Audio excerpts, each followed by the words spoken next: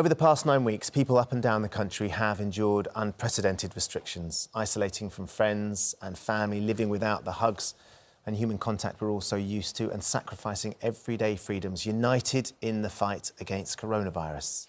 Despite those frustrations that we may feel at times, it is the sacrifices made by our key workers that must not be forgotten. 188 health and social care workers are confirmed to have died. And behind every statistic is a real person and their grieving family and friends. We've spoken to the relatives of some of those individuals and we want to tell you a bit about them. This is Barbara Sage from Bromley. She died aged 68 on Easter Sunday. And she had a fabulous smile. Barbara was a palliative care nurse for over 40 years and was just 2 months away from paying off her mortgage. She planned to scale back the hours she worked, but not retire entirely. Her family say she loved listening to music from 60s classics to Ed Sheeran and UB40, and she loved to do the hoovering, sometimes getting up early as 6 a.m. just to hoover her house. Barbara, who has held the hands of hundreds of people in their final moments, was surrounded by nurses when she died. Her daughter Donna said goodbye over video call. And this is Dr. Sadegh El-Hash. He was a husband and father to 4 sons. The youngest is just 6 years old. He moved to the UK from Libya as a student and desperately missed the family he'd left behind. His colleagues nicknamed him Shield because they say he was always there to protect and help when they needed it. He loved his job as an orthopaedic surgeon at Wiston Hospital on Merseyside, where he'd worked for 17 years. Sadegh was a devout Muslim, described by his co-workers as kind, dedicated and quiet. He died aged 58. Dr. Abdul Mabood Chowdhury was, according to his son, a real party animal. Abdul liked to choreograph dance routines and would spend days rehearsing the shows for family events.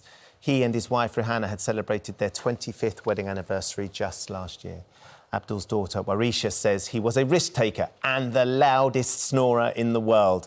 He would take 11-year-old Warisha for ice cream every Wednesday after school. He liked to call her his lovely, jubbly daughter. Abdul was 52 and a consultant urologist at a hospital in East London. Before he died, he wrote an open letter to Boris Johnson asking him to urgently ensure PPE for NHS workers. Andy Treble is remembered for his sense of humour. He especially liked slapstick, old-school comedy. He was a huge fan of Coronation Street, and his family say he rarely missed an episode. He loved football so much, he supported 2 teams, Liverpool and Shrewsbury Town. Andy was a theatre assistant at Wrexham Mailer Hospital, where he'd worked for nearly 40 years. He had taken on extra shifts to help out during the pandemic. Andy died aged 57, just 4 days after his dad, Tony, who also died from coronavirus. He leaves behind 4 sisters, his 17-year-old daughter, Emily, and 20-year-old son, Jack.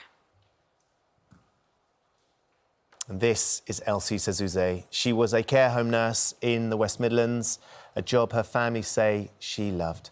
She also loved to dance. Elsie's daughter, Anna, says they would dance together. Her favourite music was R&B, 90s hip-hop and Afro beats, but they would dance to everything.